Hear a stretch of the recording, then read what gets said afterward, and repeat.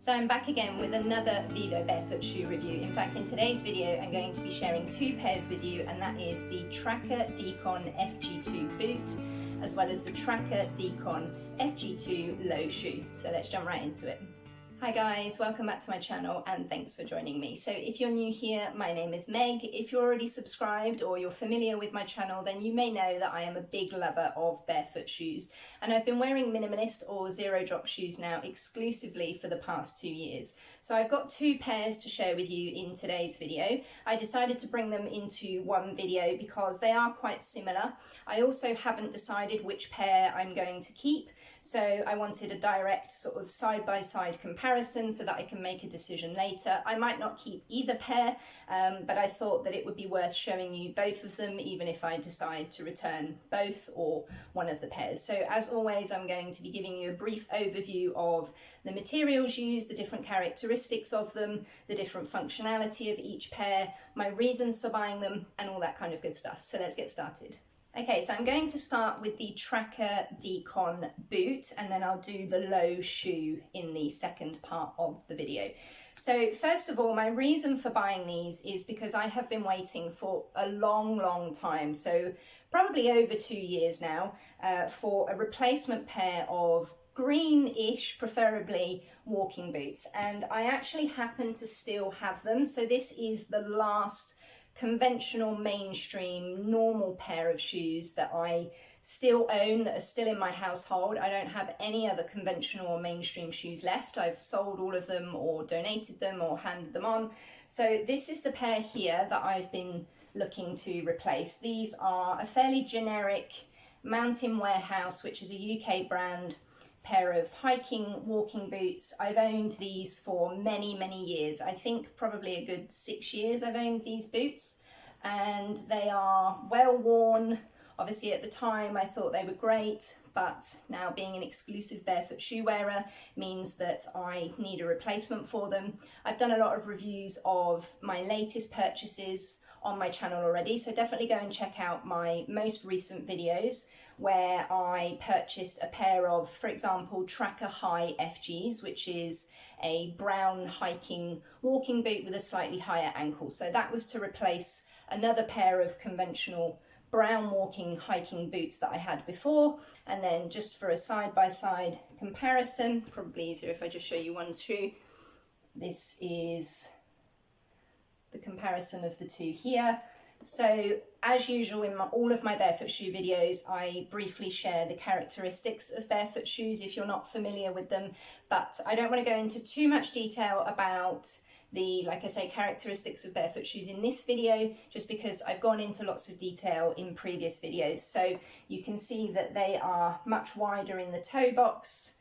They are zero drop compared to this very thick, clunky, chunky sole here. These are a lot more lightweight. These are a lot more flexible. These roll up quite nicely, and they're very supple. They've got lots of movement, whereas these are very solid. The ankle doesn't move in the slightest. They're not very flexible. They've got a lot of padding going on around here, and like I say, a very thick, chunky sole. So yes, those tend to be the main characteristics and benefits of barefoot shoes. So that's the pair that I was looking to replace. And it's taken me a really long time because I buy all of my barefoot shoes secondhand and refurbished by Revivo. So again, I've talked about Revivo a lot in practically all of my barefoot shoes videos already. I just recently did another video specifically talking about Revivo's grading system and how they grade the condition of their shoes in 4 different categories. So these were in a great condition, which is the sort of second one up from the lowest grade condition, basically. Good, great, excellent, and never worn.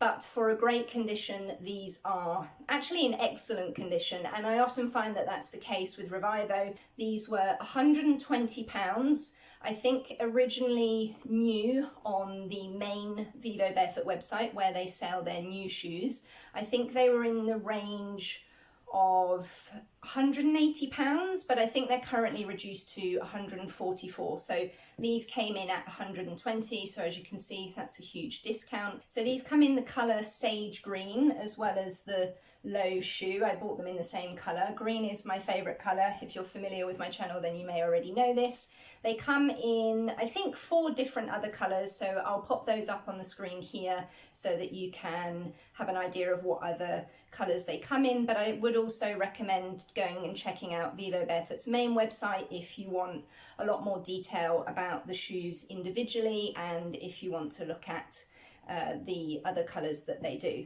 These are a UK size 6 or an EU size 39, and these fit true to size. So in my recent video where I reviewed my Tracker High FGs, I explained that even Vivobarefoot themselves recommend going up a size, so I had to get those in a UK 7 or an EU size 40, whereas these are true to size, and I'm usually a UK 6, so I got these in a UK 6. So Vivobarefoot described these as a lightweight hiking boot with improved multi-terrain grip and extra flex.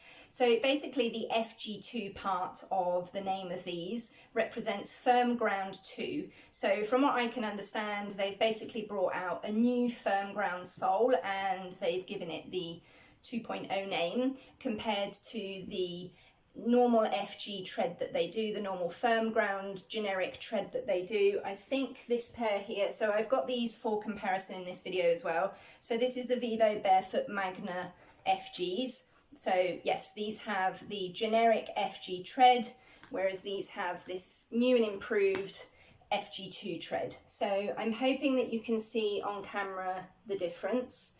The main difference is that the lugs are a lot deeper, so they provide extra grip and better added traction basically. So you can see there hopefully the difference, and they have a sort of hexagon design in the lug and yeah, just a deeper tread basically. So they've just sort of upgraded it. I'm not sure whether it was entirely necessary. Personally, I don't tend to walk or sort of explore on really hard going terrains or really rough terrains, so I'm not sure how much I'm going to need this new improved tread, because this tread in my experience is perfectly good. I've never had any slipping or grip issues, and so these have got the generic FG tread in them as well as my Tracker High FG boots that I already reviewed. So these came with thermal insoles, which you're not going to be able to see inside, as well as the Low shoe. They also came with thermal insoles, and the soles are puncture resistant. So Vivobarefoot are describing these as a more flexible, lighter version of the original Tracker.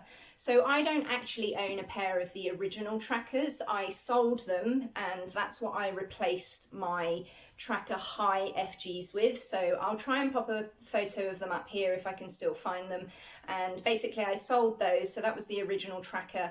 They then did an original Tracker 2 FG, and then now they've brought out this Tracker Decon FG2. So yes, Vivobarefoot's describing it as a more flexible, lighter version of the original Tracker. So in terms of the design of them, I'm just going to give you a quick overview like so. I haven't worn either of these, by the way, and I just recently got back from Mexico, hence the braids, which I'm refusing to take out, so I do apologise for the messy look, but I haven't actually worn either of them yet. I only just recently got them in the post, so I can't give you a opinion or my experience of wearing them outdoors yet, but instantly when I put them on and tried them on in the house, they were really, really comfortable. I will try and pop a short clip here if I can of me wearing them and walking around in them and what they look like with trousers on. I'll probably try them with leggings on, because some of you did leave some really helpful constructive feedback in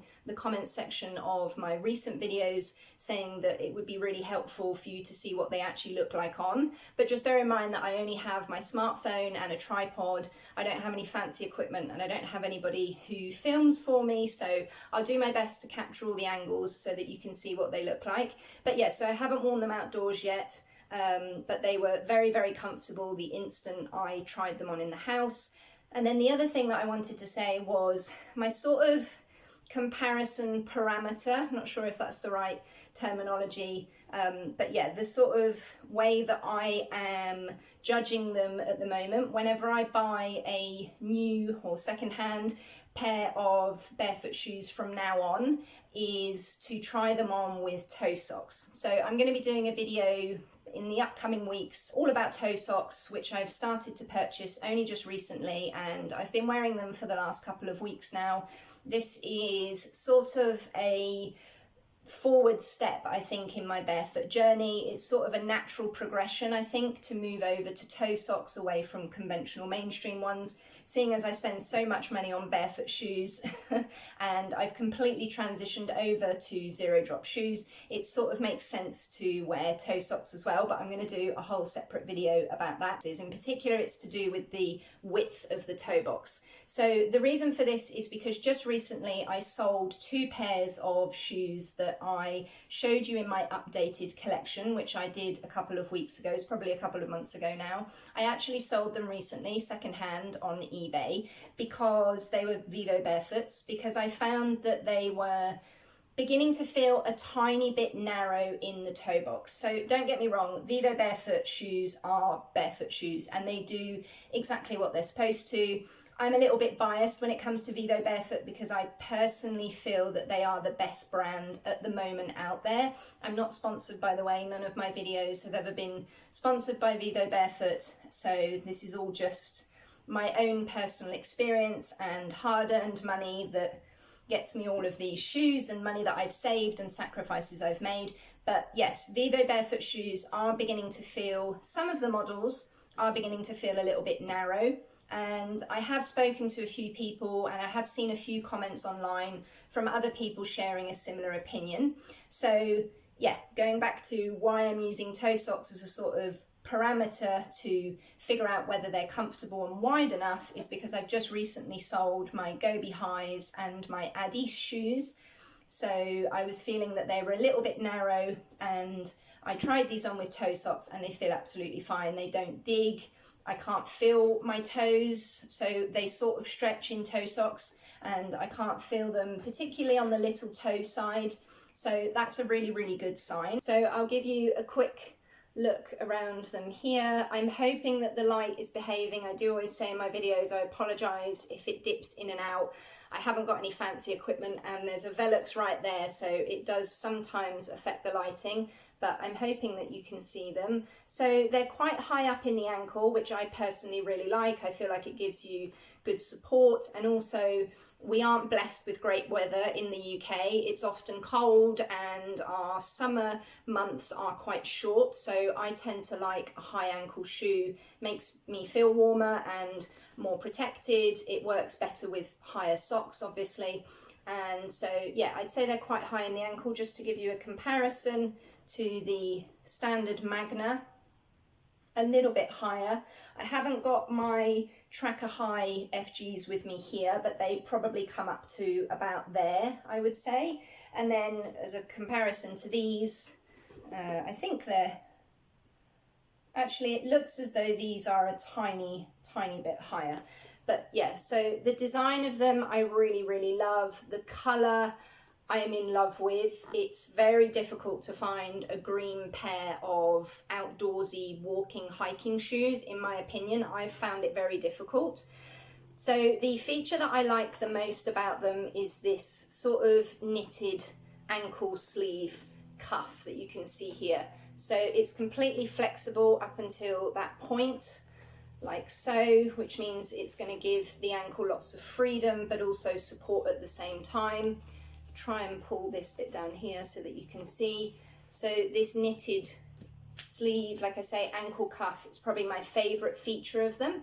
It sort of travels down to about the middle of the top of the foot, and then the rest of this here is leather and the knit contains wool. So I've already gone into lots of detail in previous videos about my stance on buying shoes that contain animal-derived products, even as a vegan. So I'm not going to go into detail about that in today's video. Because these are refurbished and second-hand, I personally am happy to buy them containing certain animal-derived products. It's not something I feel necessarily overly comfortable with, and it's a bit of a controversial stance, but yeah, I've already explained that in previous videos. So I think they might be entirely leather here as well, although this feels plasticky actually. Yeah, I think this is some form of plastic. So the knitted upper is wool, and then this here is quite a suede feel.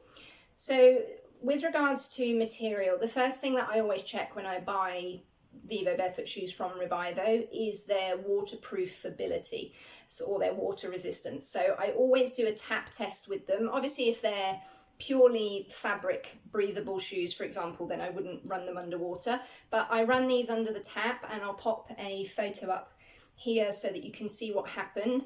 Basically, they appeared to repel water really well. They're not advertised as being waterproof or water resistant, but I think leather is naturally water repellent.